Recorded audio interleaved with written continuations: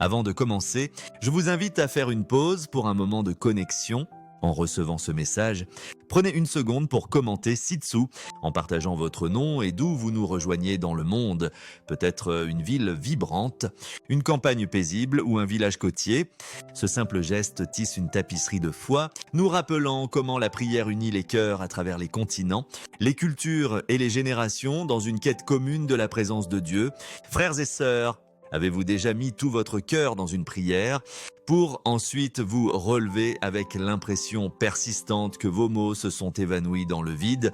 Peut-être avez-vous ressenti une déconnexion silencieuse, une douleur subtile qui vous fait vous demander si vos prières atteignent vraiment le Créateur. Dans un monde rempli de défis tensions financières, relations brisées ou le poids de peurs inexprimées, vous n'êtes pas seul.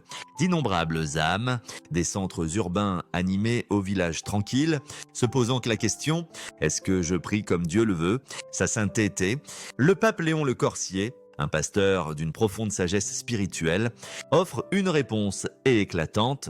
La prière, lorsqu'elle est abordée avec révérence, foi et intentionnalité, est une force transformative capable de guérir les blessures, de restaurer la paix et de forger une communion intime avec Dieu, chargée de guider l'Église universelle. Le pape Léon le Cantalus proclame que la prière n'est pas un rituel éphémère ni un vœu lancé dans le vide, c'est une conversation sacrée, une rencontre divine qui aligne nos cœurs avec la volonté de Dieu et libère sa puissance dans nos vies. S'inspirant de la vie et des enseignements de Jésus-Christ, qui a modelé la prière avec une profondeur et une autorité inégalées, le pape Léon propose un cadre complet pour prier avec puissance, botte et paix.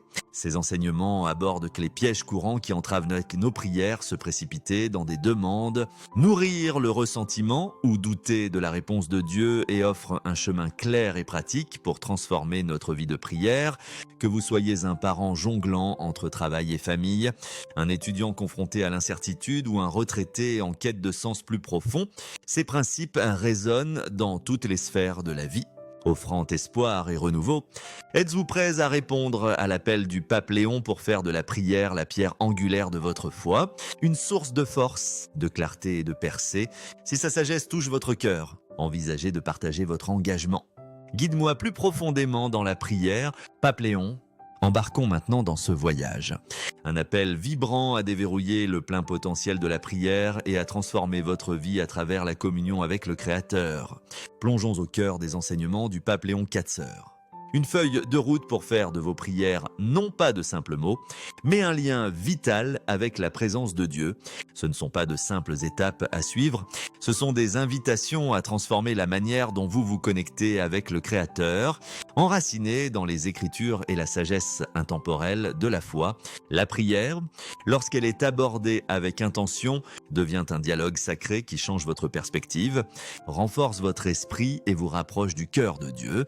Chaque principe s'appuie sur le précédent, créant une approche holistique de la prière qui peut vous soutenir à travers les hauts et les bas de la vie. Des moments de joie aux périodes de lutte. La première chose à comprendre est l'importance profonde de commencer par l'adoration. Trop souvent, nous nous précipitons dans la prière avec une liste de besoins, traitant Dieu comme un résolveur de problèmes divins prêt à régler nos soucis.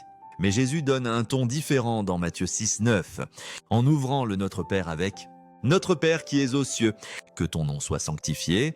Le mot « sanctifié » porte une signification profonde, il signifie que le nom de Dieu est sacré, mis à part, digne de crainte et de révérence. Commencer la prière par l'adoration n'est pas une formalité ni un échauffement, c'est un choix délibéré de détourner votre regard des préoccupations terrestres vers la gloire éternelle de Dieu. Il s'agit de s'arrêter pour honorer sa sainteté, son amour infini, son pouvoir inégalé sur toute la création et sa sagesse infinie qui surpasse notre compréhension. Pensez à Moïse dans Exode 3.5, devant le buisson ardent.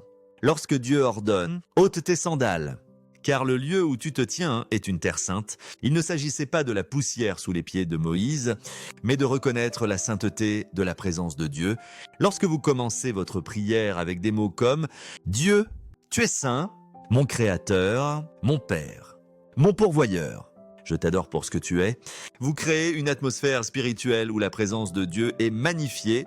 Cette pratique recentre votre attention, vous rappelant que Dieu n'est pas un moyen pour atteindre une fin, mais la source de toute vie, espoir et force. L'adoration recalibre votre cœur, l'alignant avec la vérité de Dieu et vous préparant à une connexion plus profonde. Dans un monde qui vous tire dans 1000 directions, délais professionnels, exigences familiales, notifications incessantes, cette pause intentionnelle pour exalter Dieu est révolutionnaire. C'est comme accorder un instrument avant une symphonie, s'assurant que chaque note qui suit résonne avec une harmonie divine. Il y a quelque temps, lors d'une visite dans une église historique en Italie, le pape Léon le Comtesse a écouté l'histoire d'une femme nommée Julia, une enseignante dans un paisible village côtier. Julia assistait fidèlement à la messe, mais ses prières étaient devenues mécaniques. Plus proche d'une liste de tâches que d'une conversation avec Dieu, ses journées étaient consumées par les soucis, les difficultés de ses élèves, la santé de ses parents âgés, le poids de la vie dans une petite ville où tout le monde connaissait ses fardeaux. Elle a partagé avec le Saint-Père que ses prières semblaient creuses, comme si elles rebondissaient sur le plafond. Lors d'une retraite à l'église, un prêtre lui a présenté l'enseignement du pape Léon sur le fait de commencer la prière par l'adoration, soulignant la nécessité de louer Dieu pour ses attributs, son amour, sa puissance, sa miséricorde et sa fidélité. Julia a commencé ses matins avec « Seigneur, tu es ma force, mon guérisseur, mon aide toujours présente ». Au début, les mots semblaient forcés, comme si elle lisait un script, mais elle a persévéré et au fil des semaines, quelque chose de profond a changé. Ses prières sont devenues vibrantes. Vivante, avec un sentiment de la proximité de Dieu, ses angoisses, bien que toujours présentes, ne la tenaient plus captive. Elle a commencé à remarquer des moments de grâce, une percée inattendue d'un élève, une conversation sincère avec sa mère, l'éclat doré d'un coucher de soleil sur la mer Tyrrhénienne. Julia a dit au pape Léon que l'adoration a transformé sa prière d'un devoir en une rencontre sacrée, l'ancrant dans la grandeur de Dieu, même lorsque la vie semblait écrasante. Son histoire, désormais chérie par le Saint-Père, illustre comment l'adoration peut transformer la prière en un lien vital, surtout dans un monde débordant de distractions. La deuxième chose à saisir est la nécessité de s'aligner sur la volonté de Dieu. Il est tentant d'aborder la prière comme une négociation, en présentant une liste mentale et en espérant convaincre Dieu d'approuver nos plans. Mais Jésus enseigne une approche différente dans Matthieu 6,10, nous demandant de prier. Que ton royaume vienne, que ta volonté soit faite sur la terre comme au ciel. C'est un appel à l'abandon, à relâcher notre besoin de contrôler les résultats et à faire confiance au plan parfait de Dieu. La prière ne consiste pas à plier la volonté de Dieu à la nôtre, il s'agit d'aligner nos cœurs avec son dessein divin, même lorsque cela défie nos désirs. Réfléchissez à Jésus dans le jardin de Gethsémanée, comme le raconte Matthieu 26,39, où il a prié « Père, s'il est possible, que cette coupe passe loin de moi, cependant, non pas ma volonté, mais la tienne. » Face à l'agonie de la croix, Jésus a choisi le dessein de Dieu plutôt que son propre confort, faisant confiance à un plan divin qui transcendait sa douleur immédiate. Lorsque vous priez, essayez de dire « Seigneur, je te fais confiance. Même si les choses ne se déroulent pas comme je l'espère, je sais que ta volonté est parfaite. Aide-moi à abandonner mes plans et à suivre ton chemin. » Cet acte de soumission est à la fois humble et libérateur, défiant notre instinct de micro-gérer les incertitudes de la vie dans un monde qui glorifie l'autonomie et les solutions instantanées. S'abandonner à la volonté de Dieu semble radical.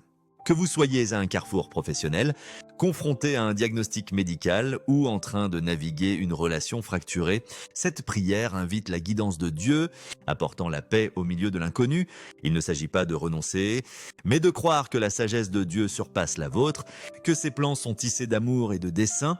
Faites-en une pratique quotidienne, peut-être pendant votre café matinal, avant une réunion importante ou lorsque l'anxiété s'insinue et vous cultiverez un cœur accordé au temps de Dieu. Cet abandon favorise la résilience, vous ancrant dans l'assurance que Dieu œuvre pour votre bien. Même lorsque le chemin semble enveloppé de brouillard, avec le temps, vous remarquerez comment cette prière vous ouvre à des possibilités que vous n'auriez pas imaginées, alors que la volonté de Dieu se déploie de manière à dépasser votre vision limitée. La troisième clé est de faire confiance à Dieu pour aujourd'hui et de relâcher les soucis de demain. L'inquiétude peut détourner vos prières, les transformant en supplications anxieuses qui sapent leur sens, leur puissance.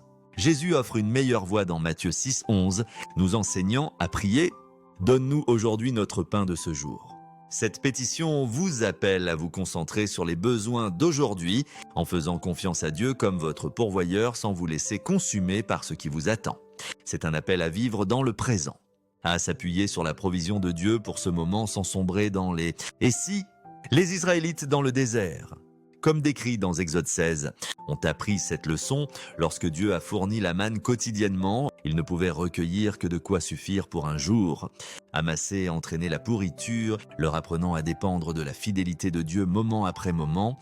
Priez, Seigneur, je te fais confiance pour pourvoir à mes besoins aujourd'hui.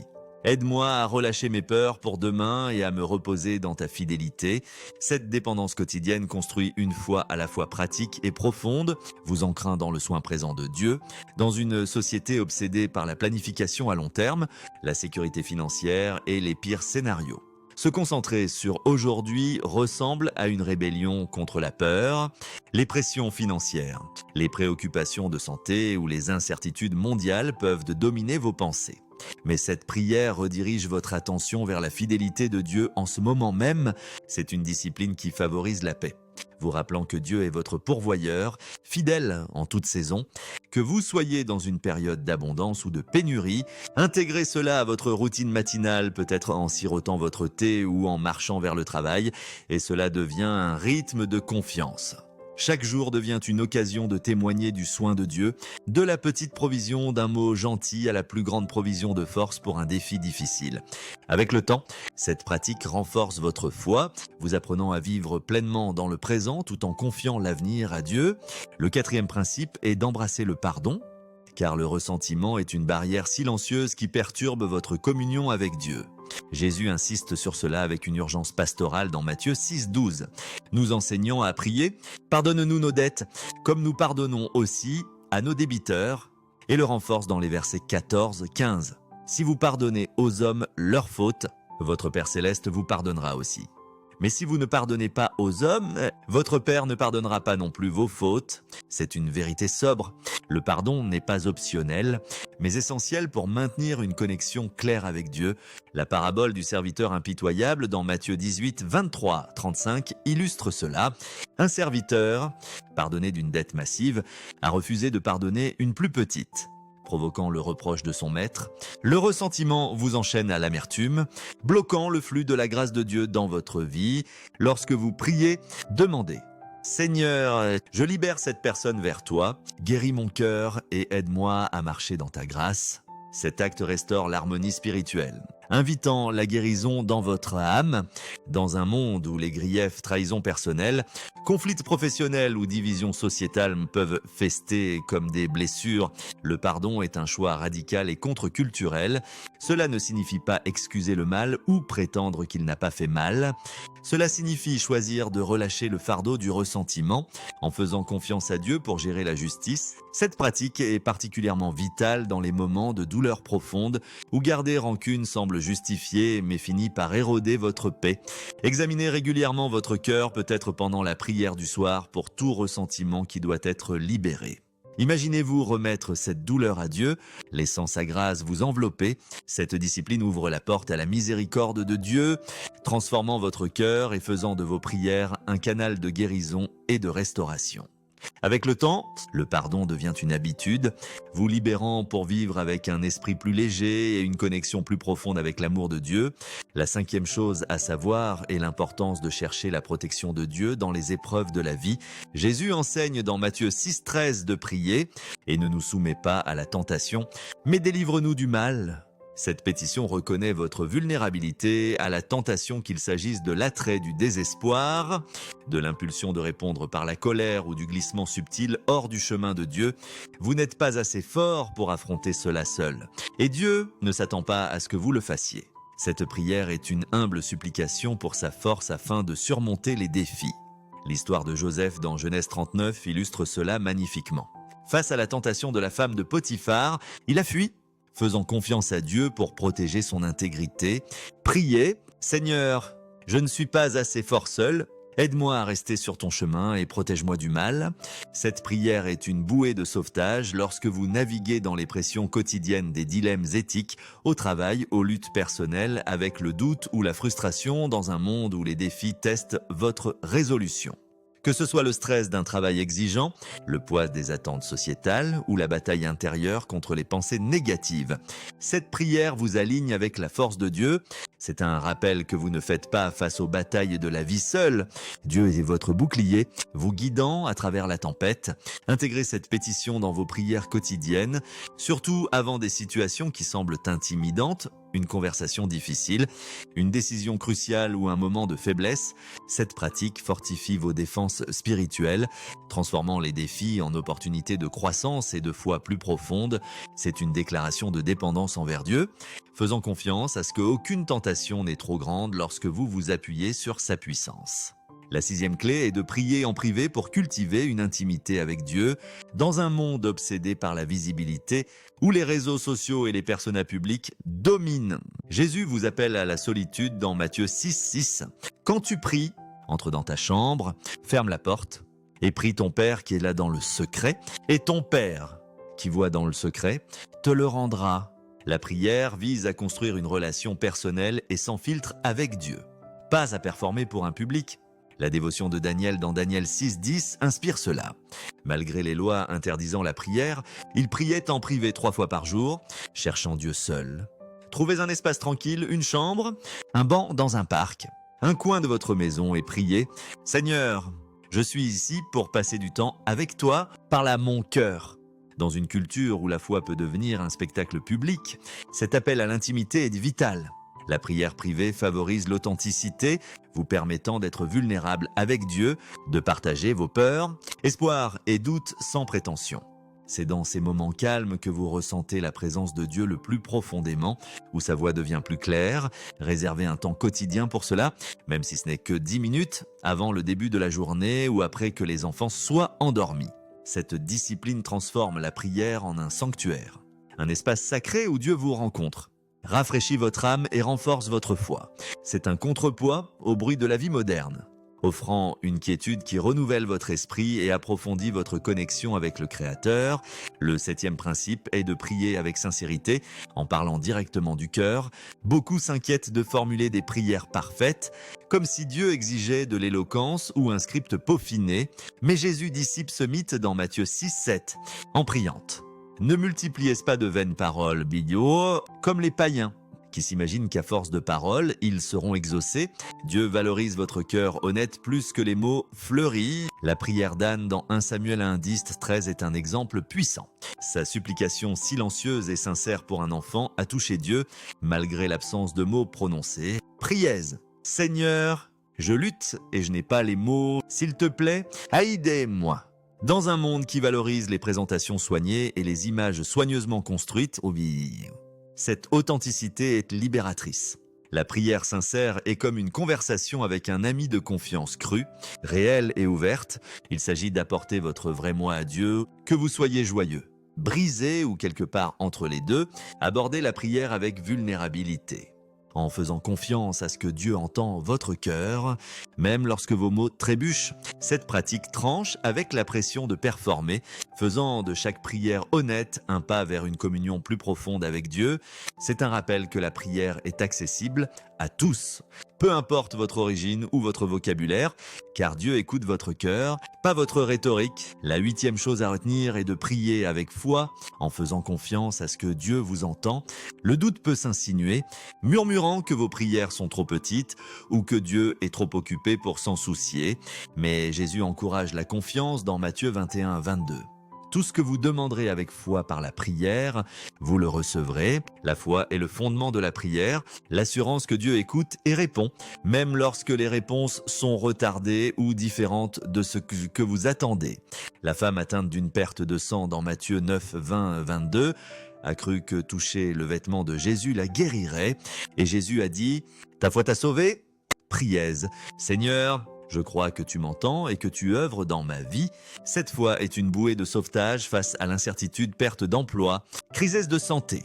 lutte personnelle ou questions sans réponse. Elle relie vos prières à la puissance de Dieu, vous ouvrant à sa grâce transformative, mais prise avec confiance.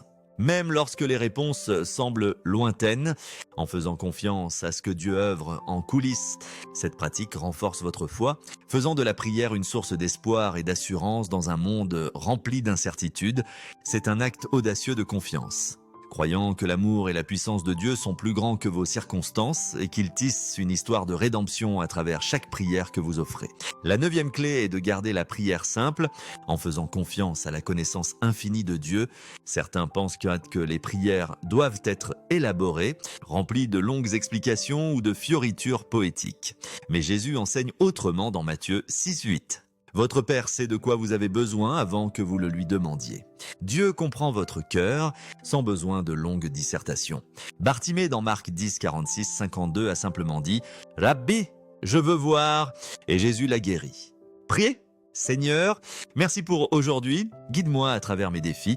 Cette simplicité est un cadeau, surtout pour ceux avec des emplois du temps chargés, parents jonglant avec les enfants, professionnels courant contre les délais ou quiconque se sent submergé.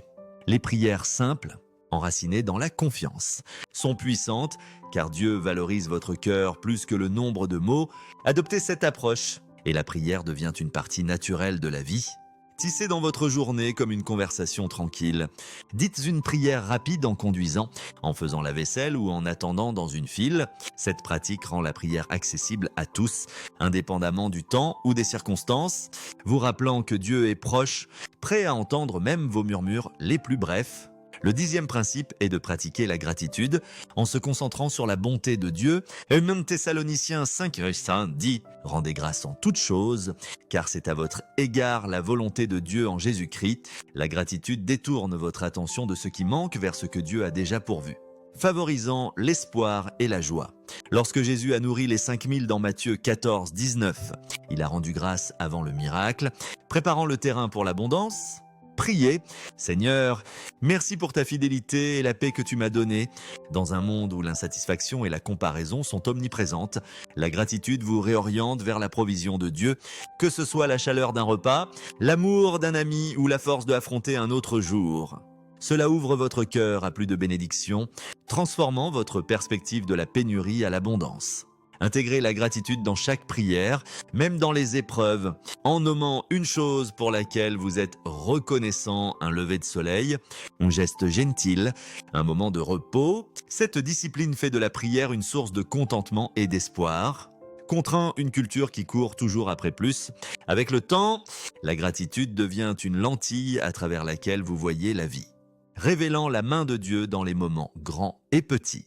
La 11e chose à embrasser est d'attendre patiemment, en faisant confiance au timing de Dieu. Luc Mimon-Steenwave déclare « Demandez, et l'on vous donnera, cherchez, et vous trouverez, frappez, et l'on vous ouvrira. » Les réponses de Dieu peuvent nécessiter une attente, non pas parce qu'il est lent, mais parce qu'il vous prépare pour son plan parfait. Jean 15,7 ajoute « Si vous demeurez en moi, et que mes paroles demeurent en vous, demandez ce que vous voudrez et cela vous sera accordé. » Abraham et Sarah ont attendu des années pour la promesse de Dieu d'un fils dans Genèse 17 et leur histoire nous rappelle que le timing de Dieu est toujours intentionnel. Priez, Seigneur, je fais confiance à ton timing. Aide-moi à attendre patiemment, sachant que ton plan est le meilleur. Dans un monde accro à la gratification instantanée, restauration rapide, livraison le jour même, likes instantanés, cette patience est une discipline spirituelle. C'est la foi en action, faisant confiance à ce que les retards de Dieu ne sont pas des refus, mais des opportunités de croissance. Priez avec patience. Surtout lorsque les réponses semblent insaisissables, en faisant confiance à ce que le timing de Dieu est parfait. Cette pratique renforce votre foi, rendant vos prières plus résilientes et fructueuses. C'est un rappel que Dieu travaille, même dans l'attente, façonnant vous et vos circonstances pour sa gloire. La 12e clé est de chercher la sagesse, en demandant la guidance de Dieu dans les complexités de la vie. Jacques 1,5 dit « Si quelqu'un d'entre vous manque de sagesse, qu'il la demande à Dieu, qui donne à tous simplement et sans reproche, et elle lui sera donnée. » Chercher la guidance de Dieu est essentiel pour naviguer dans les décisions chemins professionnels, relations, Dilemmes éthiques ou même choix quotidiens, la demande de Salomon pour la sagesse dans 1 Roi 3,9 a conduit à son discernement renommé, un don qui a façonné son héritage. Priez. Seigneur, j'ai besoin de ta guidance, aide-moi à prendre des décisions qui t'honorent. Cette sagesse est un phare, illuminant votre chemin lorsque la voie à suivre semble floue. Dans un monde qui vous bombarde d'opinions réseaux sociaux, nouvelle, amis bien intentionnés, la sagesse de Dieu tranche le bruit, offrant une clarté enracinée dans la vérité. Priez pour la sagesse quotidiennement.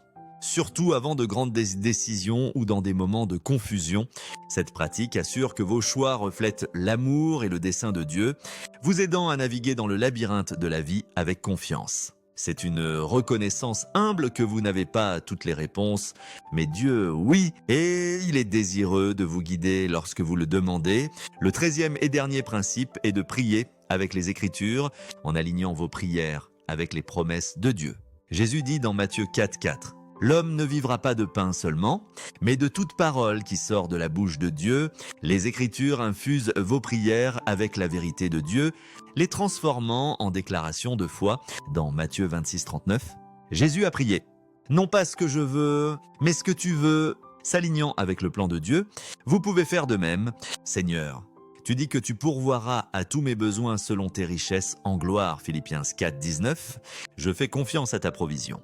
Dans un monde où le doute et le scepticisme abondent, les Écritures ancrent vos prières dans les promesses immuables de Dieu. Elles transforment les pensées illusoires en une foi confiante. Invitant là la puissance de Dieu dans votre vie, mémorisez un ou deux versets, peut-être Psaume 23:1. « L'Éternel est mon berger, je ne manquerai de rien. » Au Romains 8:28. Toutes choses concourent au bien de ceux qui aiment Dieu. Et intégrez-les dans vos prières. Cette pratique approfondit votre confiance, faisant de vos prières une force puissante pour le changement. C'est comme construire vos prières sur un fondement de roc, inébranlable face aux tempêtes de la vie. Car la parole de Dieu ne faillit jamais. La prière n'est pas un rituel à cocher sur votre liste. C'est une conversation dynamique et transformatrice avec le Créateur qui vous aime, en adorant Dieu, en abandonnant votre volonté, en faisant confiance à sa provision, en pardonnant aux autres, en cherchant sa protection, en priant sincèrement et en vous alignant avec sa parole. Vous ouvrez votre cœur à la transformation.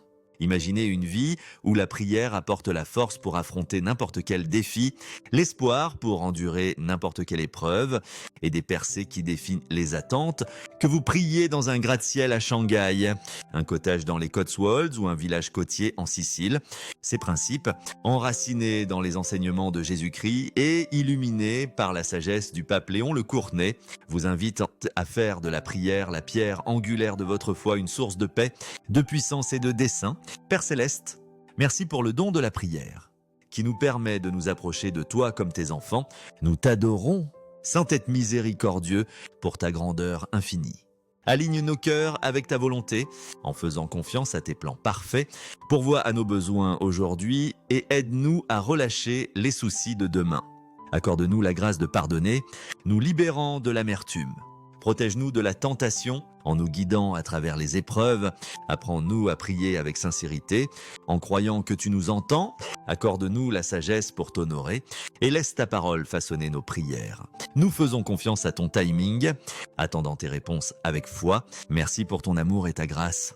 Au nom de Jésus. Amen.